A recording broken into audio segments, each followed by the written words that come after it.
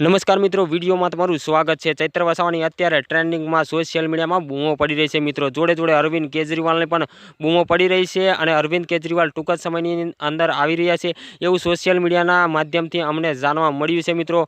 અને ચૈતરભાઈ વસાવા જ્યારથી જેલમાં છે ત્યારથી જોડે જોડે મનસુખ વસાવાની પણ બૂમો પડી રહી છે। તો મિત્રો ખરેખર આ શું છે મામલો, જે ચૈત્ર વસાવા ઉપર આરોપો લાગ્યા હતા, અત્યાર સુધી ચૈત્ર વસાવા જેલમાં છે, 15 થી 20 દિવસ થઈ ગયા એવું જાણવા મળ્યું છે। તો મિત્રો ચૈતરભાઈ વસાવા ક્યારે જેલમાંથી બહાર આવશે એ અત્યારે અમને કશું ખબર નથી, પણ અરવિંદ કેજરીવાલ કઈ તારીખે આવવાના છે એ તારીખ તમને જ્યારે આવવાના છે ત્યારે મારા વિડીયોની અંદર તમને બતાવી દેવામાં આવશે। તો તમે ચેનલ પર નવા છો તો ચેનલને જરૂરથી લાઇક શેર સબસ્ક્રાઈબ કરી નાખજો।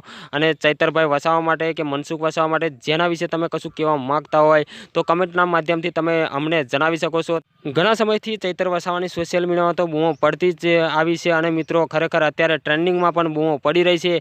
વર્ષા વસાવાની પણ જોડે જોડે બૂમો પડી રહી છે। તો મિત્રો વર્ષા વસાવા ચૂંટણી લડવાના છે એવી વાતો પણ સોશિયલ મીડિયાના આધારે જાણવા મળી રહી છે। ચૈતરભાઈ વસાવા ભલે જેલમાં છે પણ આદિવાસી લોકો તેમને સપોર્ટ કરી રહ્યા છે અને વર્ષાબેન વસાવા ચૂંટણી લડવાના છે એવી સોશિયલ મીડિયાના માધ્યમથી ખબર પડી રહી છે। મિત્રો ખરેખર વર્ષાબેન વસાવા ચૂંટણી લડશે? જો તમે જાણતા હોય, તમે આદિવાસી વિસ્તારમાંથી હોય તો કમેન્ટના માધ્યમથી જરૂરથી અમને જણાવજો, દર્શકોને જણાવજો। તો મિત્રો આ વિડીયો તમને કેવો લાગ્યો હોય, વિડીયો સારો લાગ્યો હોય તો તમામ ગ્રુપમાં શેર કરી દેજો અને ચેનલ પર નવા છો તો ચેનલને જરૂરથી સબસ્ક્રાઈબ કરી નાખજો। તો આવા બીજા વિડીયોમાં હું તમને પછી વાર મળું છું, ત્યાં સુધી હું હવે રજા લઉં છું। જય હિન્દ, જય ભારત।